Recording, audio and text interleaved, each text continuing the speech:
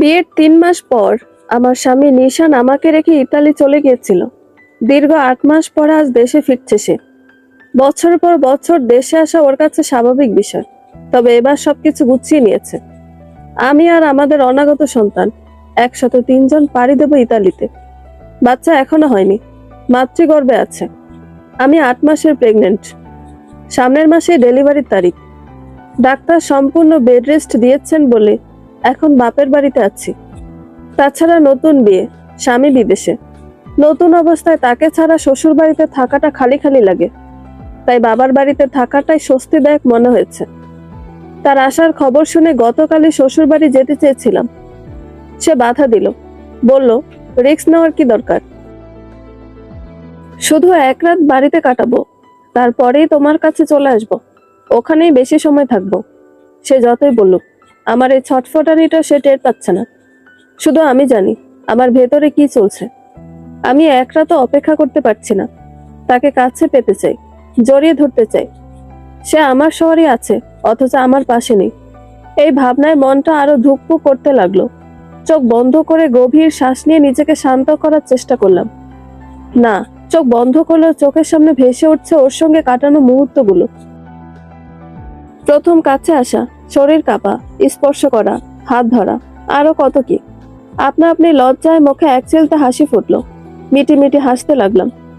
Video call করলাম তাকে, বললাম আর সহ্য হচ্ছে না আমার, পাখি হয়ে উড়ে এসে যান। সে হেসে বলল, পাগলি আমার, একটু অপেক্ষা করো, সকালটা হোক, দেখবে আমি তোমার কাছে চলে আসছি। খুব টায়ার্ড আমি, এখন একটু ঘুমোতে দাও প্লিজ। ছাড়তে মন চাচ্ছিল না তাকে, তবু কল কাটলাম। সত্যিই তো, বেচারা অনেক ক্লান্ত, একটু ঘুমিয়ে নিক। তখনই পেটের মধ্যে পুচকেটা মোচড় দিয়ে উঠলো। ওকে হাত দিয়ে ছুঁয়ে বিড়বিড় করে বললাম, জানো শোনা, তোমার আব্বু আসছে। কাল প্রথমবার তোমাকে ছুঁয়ে দেখবে, তুমি টের পাবে তো, চিনতে পারবে তো বাবার স্পর্শ। জানো, তোমার আগমনের খবর পেয়ে সবচেয়ে খুশি হয়েছিল তোমার পাপা। রাজপুত্রের সঙ্গে মনে মনে কথা বলতে বলতে কখন যে ঘুমিয়ে পড়লাম টেরই পাইনি। সকালে বড় ভাবির ডাকে ঘুম ভাঙলো। ঘড়ির কাঁটায় তাকিয়ে দেখি সকাল 7টা বাজে। ভাবি বললেন, ফ্রেশ হয়ে কিছু খেয়ে নাও সুমাইয়া। তারপর মিটি মিটি হেসে বললেন, আজ একটু পরিপাটি হয়ে থেকো কেমন, কতদিন পর দুজনের দেখা হবে। ভাবির কথায় লজ্জায় লাল হয়ে গেলাম। ভাবি চলে গেলেন। ওয়াশরুমে গিয়ে ফ্রেশ হলাম। রুমে ফিরে হাতে ভর দিয়ে চেয়ারে বসলাম। শরীর এত ভারী হয়েছে যে হাঁটা চলা বসা ওঠা খুবই কষ্টকর হয়ে দাঁড়িয়েছে। মা বিভিন্ন রকম ফল নিয়ে এসে আমার পাশে বসলেন। খেতে খেতে অনেক গল্প করলাম। ঘরে সুস্বাদু খাবারের রান্না চলছে। গ্রানে বাড়িটা মই মই করছে। বড় ভাই বাজার থেকে বড় রুই মাছ, গলদা চিংড়ি, গরুর মাংস, আরো কত কি এনেছেন। বাড়ির জামাই আসছে বলে কথা, কোনো দিক দিয়ে কোনো ছুটি নেই।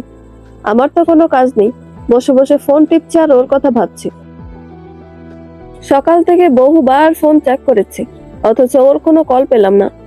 মন খারাপ করিনি, অনেকদিন পর বাড়ি এসেছে, কত লোক দেখতে আসছে, হয়তো আলাপে ব্যস্ত, এই ভেবে আমিও আর কল করিনি। 11টার দিকে ভাবি হালকা গরম পানি দিয়ে দিলেন। গোসল করে কমফোর্টেবল একটা প্রেগনেন্সি ফ্রক পরলাম। মুখে হালকা ফেস পাউডার, চোখে হালকা কাজল আর ঠোঁটে লিপস্টিক দিলাম। আয়নায় নিজেকে দেখলাম। মাশাআল্লাহ লাগছে আমাকে। দুপুর 12টা বাজে। নিশানের এখানে এসে লাঞ্চ করার কথা।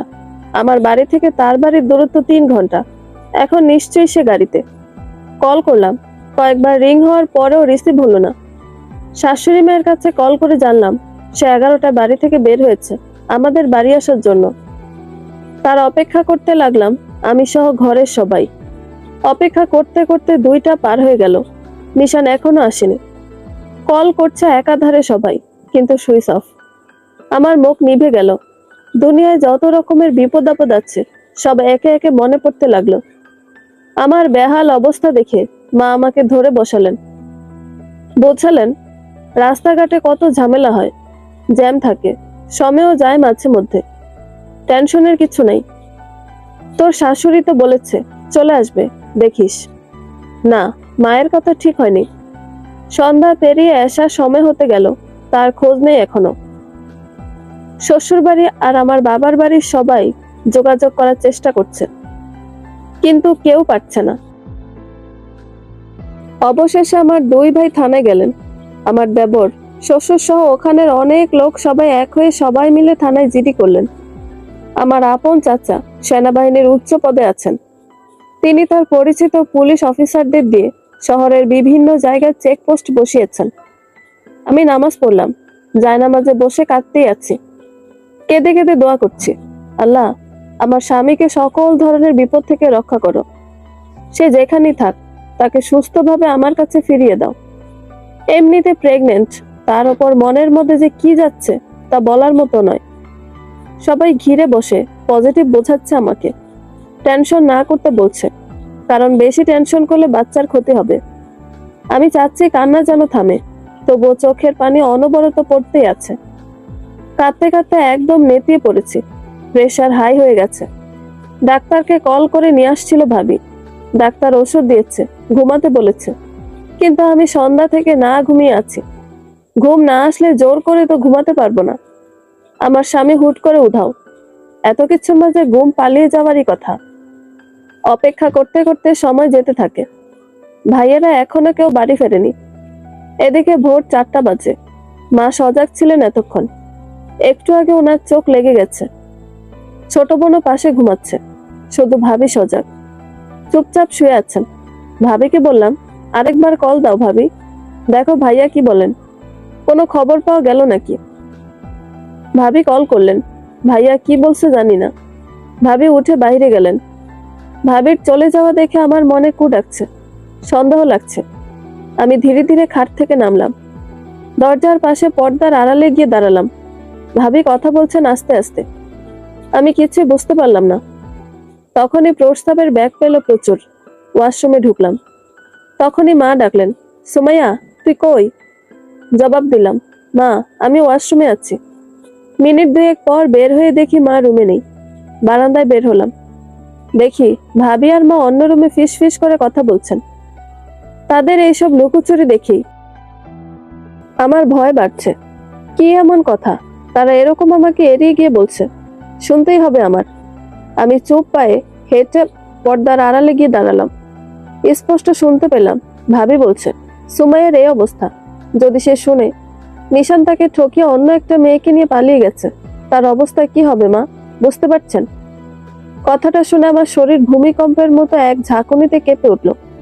আমি টের পেলাম পুরো বাড়ি যেন আমার চারপাশে ঘুরছে। সবকিছু অন্ধকার লাগছে, নিজেকে আর স্থির রাখতে পারিনি।